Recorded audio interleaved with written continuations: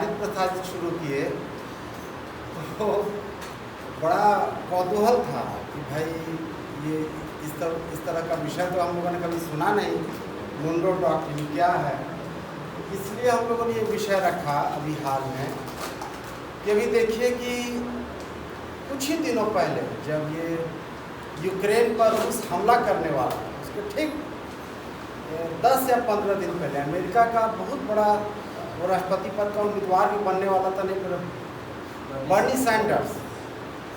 तो जब अमेरिका ने ये कहा कि हम ये बर्दाश्त नहीं करेंगे कि रूस अपना स्फीयर ऑफ इन्फ्लुएंस को यूक्रेन को अपने स्फीयर ऑफ इन्फ्लुएंस का इलाका माना, तो बर्नी सैंडर्स ने बहुत महत्वपूर्ण बात कही कि आप पुतिन को जो कह दें, इसको लायर कहें, जो भी आप उपाधि दें, लेकिन अमेरिका यही काम पिछले 200 साल से कर रहा है और बहुत अच्छे तरीके से हमारे सभी साथियों ने आज, जैसा कि अरुण कमल जी ने कहा कि दुनिया में जहाँ कहीं भी लड़ाई है एक जगह अमेरिका ज़रूर रहता है, कहीं ना कहीं वो ज़रूरत है। चाहे हम लोग अपने सामने इराक को देखें, लीबिया को देखें, अभी सीरिया कुछ दिन पहले ख़त्म हुआ, अफ़गानिस्तान हुआ, या दुनिया में जहाँ कहीं भी, लैटिन अमेरिका में जहाँ भी समस्या है वो अमेरिका है।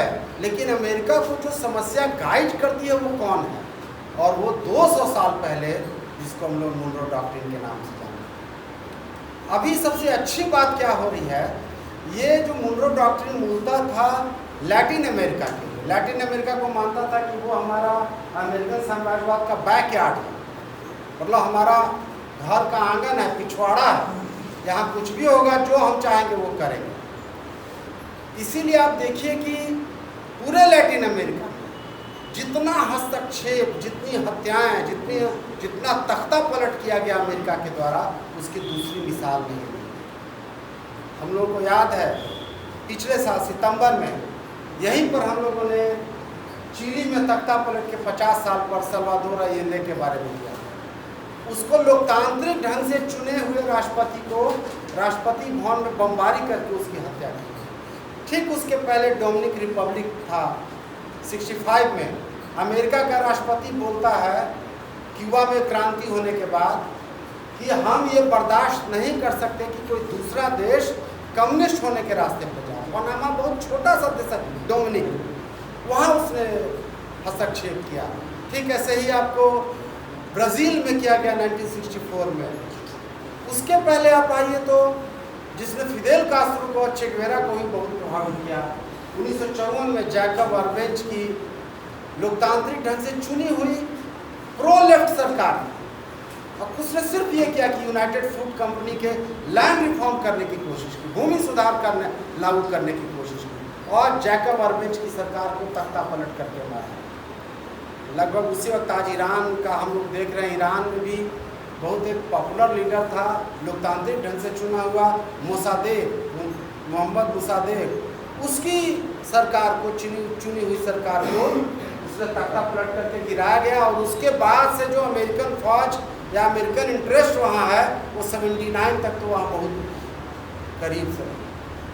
अच्छी बात यह है कि पूरे लैटिन अमेरिका में, उसी लैटिन अमेरिका में सबसे ज़्यादा चैलेंज किया गया मुनरो डॉक्ट्रिन। कोलंबिया जैसा देश जो 1810 में हुआ आज़ाद, आज वहाँ पहली बार वामपंथी सरकार। आज तक कभी सोवियत संघ के रहते हुए भी वहाँ वामपंथी सरकार नहीं आई। ठीक ऐसे ही आप देखिए वेनेजुएला में हम लोग जानते हैं कि अकेले कैसे लड़ रहा है। क्यूबा एक हैरत अंगेज की तरह रहता है। क्यूबा को जानने, मुनरो डॉक्ट्रिन को समझने के लिए क्यूबा के ठीक 155 साल पहले 1804 का हैटियन रिवॉल्यूशन भी याद रखना चाहिए। क्योंकि अब इस पर कभी चर्चा नहीं होती, डिस्कोर्स नहीं होता, तो लोग लिंक नहीं जोड़ पाते। 1804 में एंटी कॉलोनियल रिवॉल्यूशन हुआ, उपनिवेशवाद, और उसको क्योंकि वहाँ स्लेवरी के खिलाफ था, प्लांटेशन इकोनॉमी के खिलाफ था, पहली बार अमेरिका ने उसको बहुत ब्रूटली उसको खत्म किया। और उस लैटिन अमेरिका में हैती की जो आवाज़ थी उसको लगभग 155 साल के बाद क्यूबा ने पकड़ा। तो किसको पकड़ा, उसको प्रेरणा कहाँ से मिली थी? मुनरो डॉक्ट्रिन के खिलाफ लड़ने की, जिसको कि हुगो चावेज का नाम लिया गया, जिसको लैटिन अमेरिका में अल्बा का जो कॉन्सेप्ट लाया, all Latin America Bolivarian, Simon Bolivar वहाँ का बहुत बड़ा स्वाधीनता सेनानी था 19वीं शताब्दी का, और उसी ने पहली बार लड़ी, इसलिए पूरा लैटिन अमेरिका बोलिवार को, सिमोन बोलिवार को अपना नेता माना। और कोशिश ये हो रही है, जिसके बारे में रोशन भाई ने इशारा किया, कि पहले जो पूरा लैटिन अमेरिका खंड खंड कर दिया गया, जैसे उन्होंने बताया कि टेक्सास या कैलिफोर्निया जो पहले मैक्सिको का हिस्सा था उस पर हड़प लिया, अब तो अमेरिका कहता है कि हमारा 51वां राज्य कनाडा होगा, कनाडा को कहता है कि हम अपने मिलाने की बात में। और इधर हाल के दिनों में ट्रंप हो या उसके पहले जो बाइडन हो, बार बार ये कहते हैं कि Monroe doctrine is alive, Monroe doctrine आज भी जिंदा है। तो जो बात हम लोग को चिंतित करती है, परेशान करती है एक नागरिक के बतौर, कि जो उसने लैटिन अमेरिका के लिए सोचा और वो पूरी दुनिया के लिए वो ग्लोबल मुनरो डॉक्ट्रिन हो चुका। कल उसने ट्रंप का बयान है, उसने जो धमकी दी ईरान को, बोला कि अगर तुमने न्यूक्लियर डील हमसे साइन नहीं किया तो मैंने तुमको 60 दिन का अल्टीमेटम दिया था और 61वें दिन तुम पर हमला हुआ। कल इजराइल ने उस पर हमला किया अफगान पर। हमने तुमको 2 महीने का वक्त दिया, तुमने नहीं माना, और या तो तुम डील करो या विनाश के लिए तैयार हो। ऐसी भाषा आज तक कभी सुना नहीं है। हमको याद है सद्दाम हुसैन जब प्रेसिडेंट था तो जॉर्ज बुश बोलता था कि 24 घंटे में अमेरिका का राष्ट्रपति देश छोड़ के जाए। एक क्रिमिनल मर्डरर की भाषा रहती है। कहा जा रहा है ईरान को कि आप न्यूक्लियर बॉम्ब नहीं बनाइए, इजराइल बॉम्ब रख सकता है, भारत रख सकता है, बाकी सब रख सकता है, वो क्यों नहीं रख सकता? और जो बम नहीं रखा, लीबिया में कर्नल गद्दाफी बनाना चाहता था, अमेरिका ने बताया कि नहीं तुम मत बम बनाओ, क्या हुआ हश्र उसका? सीरिया में बम नहीं था, उसका क्या हुआ? अफगानिस्तान का आपने क्या हक किया? और उत्तर कोरिया के पास बम है तो आपको हिम्मत नहीं है कि उत्तर कोरिया पर आप हमला कर सके। तो करने को तो आप पूरी लीबिया को नष्ट किया, और जितना सेकुलर देश था मिडिल ईस्ट में, अफगानिस्तान तो कम्युनिस्ट देश ही था जिसको ख़त्म किया, इराक सेकुलर था, लीबिया सेकुलर था, अंतिम सेकुलर स्टेट बचा सीरिया जिसको ख़त्म किया, फिलिस्तीन सेकुलर राज्य था। तो सारे सेकुलर राज्य को, जिसको कि कहा भी है कि जो फंडामेंटलिस्ट आइडियोलॉजी को लेके, विचारधारा को लेके, उसको वो लोग काउंटर करने की कोशिश करते हैं। तो तरीका क्या है लड़ने का?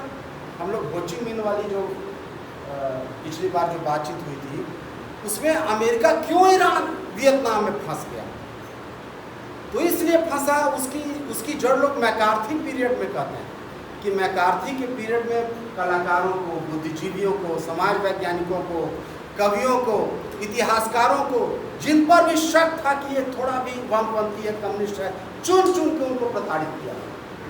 तो लोग कहता है कि आप वियतनाम में इसलिए फंसे क्योंकि आप किसी देश में जाते हैं, वियतनाम के बारे में आपको सही जानकारी वहाँ के बुद्धिजीवी देते, वहाँ के इंटेलेक्चुअल देते, तो उन सब लोगों को तो आपने फिनिश कर दिया था मैकार्थी काल में। तो आपको ठीक से आइडिया कहाँ से मिलता है? इसलिए आप गए, वहाँ फंसे, और उसको ऐसी शर्मनाक पराजय हुई जिसकी कोई दूसरी मिसाल नहीं। आज अपने भारत में भी वही हो रहा है। जवाहरलाल नेहरू विश्वविद्यालय, कहीं भी जाइएगा, अफ्रीकन इतने सारे स्टडीज हैं, सब अंडरमाइन कर दिया है। तो फॉरेन पॉलिसी कहाँ से बनता है? जो बड़े विश्वविद्यालय हैं उसका इनपुट रहता है, उसकी तरह उसका अध्ययन है कई तरह का, वही लोग सरकार को इस तरह का फीडबैक देते हैं जिसके आधार पर फॉरेन पॉलिसी में करते हैं। तो तमाम ऐसे संस्थानों को आप नष्ट कर रहे हैं। यही अमेरिका ने किया अपने देश में, और उसकी सज़ा उसको वियतनाम में भुगतनी पड़ी। और सही कहा कि चूंकि वो एक कम्युनिस्ट मुल्क था वियतनाम, इसलिए बच पाया है। जो लोग कम्युनिस्ट नहीं रहे उस सब की दुर्गति हुई। अंत में से 2 बात और अपनी तरफ से मैं कहना चाहूँगा।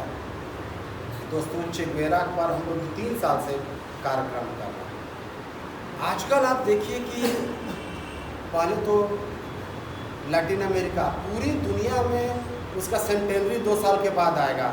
फिदेल कास्ट्रो की शताब्दी शुरू हो गई है, तो उसकी पूरी दुनिया में अभी तैयारी शुरू हो गई। लैटिन अमेरिका के 3 नायक, फिदेल, चे और वो खिलाड़ी माराडोना, फुटबॉल प्लेयर, तीनों साम्राज्यवाद के विरोध का जितना बड़ा प्रतीक है। तो इसमें चे गुवेरा में ऐसी क्या खास बात?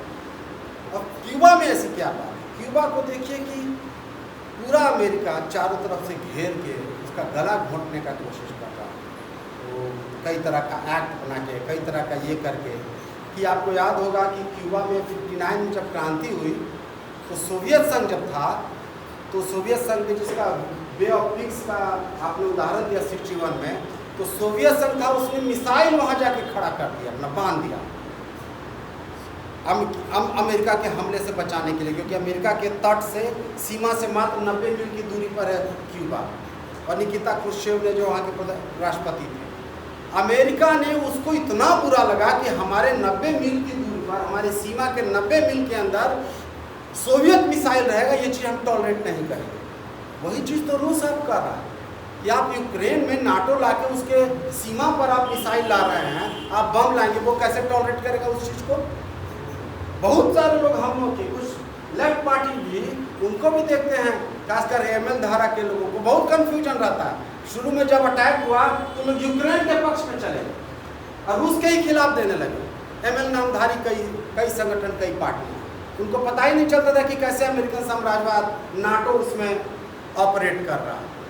वो जो क्राइसिस थी जिसमें फिदेल कास्ट्रो इतना साहसी और चे गुवेरा, तब ये लोग इतने साहसी थे, मतलब सोचिए कि जिस अमेरिका के पास बम है वो कहता था कि हम बम मार देंगे में, उस वक्त फिदेल कास्ट्रो ने पूरी जनता को हथियार आर्म्स कर दिया, पूरी जनता को कि आइए लड़िए, हम लड़ेंगे। उसने चूंकि सोवियत संघ ने अपने मिसाइल हटा लिए और बिना फिदेल को भरोसे में लिए, सिर्फ उसने अमेरिका से ये आश्वासन लिया कि आप क्यूबा पर बम नहीं मारेंगे, आप इन्वेड नहीं करेंगे, आक्रमण नहीं करेंगे, ये आश्वासन मिला। लेकिन ये साहस था फिदेल को, ये साहस था चे गुवेरा को। इस तरह का देश था जो अरुण कमल ने बोला भी कि वे जान देने के लिए अगर आप तैयार नहीं हैं, एकजुटता भी और जान देने का साहस अगर नहीं है तो आप नहीं लड़ सकते। चे गुवेरा के बारे में इनसे बिहार में रहते हैं समाजवादी चिंता किए सच्चिदानंद से, कोई कम्युनिस्ट नहीं बल्कि कम्युनिस्ट सोशलिस्ट है और कम्युनिस्ट विरोधी भी कह सकते हैं, गांधीयन है। तो एक बार मैंने उनसे पूछा, इंटरव्यू लिया था लंबा, कि सर गांधी पर आप इतनी बात कहते हैं, कोई दुनिया में ऐसा देश है जो गांधी के सिद्धांतों को कहीं भी थोड़ा बहुत लागू कर रहा है? तो मैंने सोच के कहा कि हाँ एक देश है, क्यूबा। तो हमने कहा सर वो तो कम्युनिस्ट देश है, वो गांधी के सिद्धांतों को कैसे लागू कर रहा है? तो बड़ा दिलचस्प जवाब दिया उन्होंने कहा कि देखिए विचित्र मूल गांधी का सिद्धांत क्या था? बोला कि जब अमेरिका ने प्रतिबंध लगा दिया, पेट्रोल खत्म कर दिया, पेट्रोल को वहाँ आने जाने से रोक लगा दी, ब्लॉकेट कर दिया, इनह्यूमन ब्लॉकेट, तो क्या किया, पूरे देश को साइकिल पे लेके चला रहा फिदेल कास्ट्रो। हवाना के आसपास छोटे छोटे जैविक खेती के उसने तरीके ईजाद किए जो प्रकृति और मनुष्य के रिश्ते को नए ढंग से प्रभावित, लेकिन इसने ऐसे ऐसे परिवर्तन लाए क्यूबा ने फिदेल कास्ट्रो के नेतृत्व में, जो गांधी जिन बातों को कहते थे। और अंतिम बात दिलचस्प कही कि गांधी जी कहते थे कि भाई अगर तुम्हारा कोई बुरा किया है तो तुम नहीं करो। लेकिन जिस आदमी ने चे गुवेरा को गोली मारी, 6-7 लोग मिलके उसकी हत्या की, उसका नाम था माइकल तेरान, और अंतिम उसी के गोली से मारा गया। हालांकि कई लोग थे, इसका फिदेल कास्ट्रो का एक बहुत लंबा इंटरव्यू है, एक बार नया पथ में छपा था कि 8-9 लोग थे, वो सब किसी न किसी वजह से मारा गया। बैरियंतोस जो उसका बोलिविया का तब का राष्ट्रपति था, उसका हेलीकॉप्टर में बम उड़ गया, किसी को लोगों ने मार दिया। लेकिन अंतिम आदमी जो बचा था माइकल तेरान, जिसने गोली मारी थी चे गुवेरा को, आप लोगों को भी जान के हैरत होगी कि इधर 3 साल पहले उसकी आंख का ऑपरेशन उसी क्यूबा में, उसी चे गुवेरा के देश में, अमेरिका में सबसे बड़ा प्रेरणा स्रोत है। मुझे याद है अरुण कमल जब क्यूबा गए थे तो इनकी एक कविता है, तो उसमें है कविता है कि उसमें एक ऐसा देश है जहाँ कोई विज्ञापन नहीं दिखता, पूरा आकाश आपको साफ दिखेगा, आसमान आपको खुला, इस तरह एक कविता की पंक्ति है। तो आप मतलब जहाँ कोई प्रचार, कोई होर्डिंग, कोई प्रोपेगेंडा नहीं है। तो इस तरह का एक देश, छोटा ही देश बनाया, लेकिन आप देखिए कि मानव विकास के जितने सूचकांक हैं उस पर सबको आ गए। तो मुनरो डॉक्ट्रिन को अगर सबसे ज़्यादा चैलेंज किया, चुनौती दी, तो आज क्यूबा है, वेनेजुएला है, कोलंबिया है, मैक्सिको, पूरा लैटिन अमेरिका अगर अर्जेंटीना को छोड़ दें तो लगभग वामपंथ की तरफ जा रहा, मतलब चला गया है। और इसीलिए लगातार अभी हमको, मेरी याद में 2009 में हॉन्डुरास में जो तख्ता पलट किया अमेरिका, लेकिन फिर वहाँ वामपंथी लोग आ गए। बोलिविया में पहला लैटिन अमेरिका का वो था इंडिजिनस राष्ट्रपति, मतलब आदिवासी वहाँ का मूल लोग के, वो राष्ट्रपति बना, उसका तख्ता पलट हुआ ईवो मोरालेस, लेकिन फिर वहाँ की ईवो मोरालेस की पार्टी सत्ता में चली। तो पूरा लैटिन अमेरिका ने जिसको इस तरह से ग्लोबल मुनरो डॉक्ट्रिन को चैलेंज किया, पूरी दुनिया में ये काम सबसे ज़्यादा साम्राज्यवाद विरोधी जो शक्तियां हैं उसमें कम्युनिस्ट सबसे आगे है, वही लोग कर रहा है। बाकी लोगों को तो साम्राज्यवाद पता ही नहीं चलता।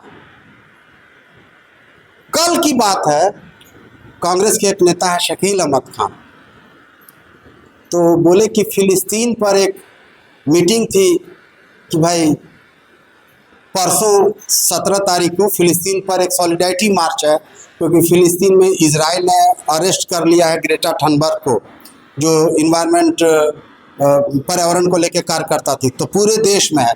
तो हुआ कि भाई ये लोग भी थोड़ा सा कॉल कर दें।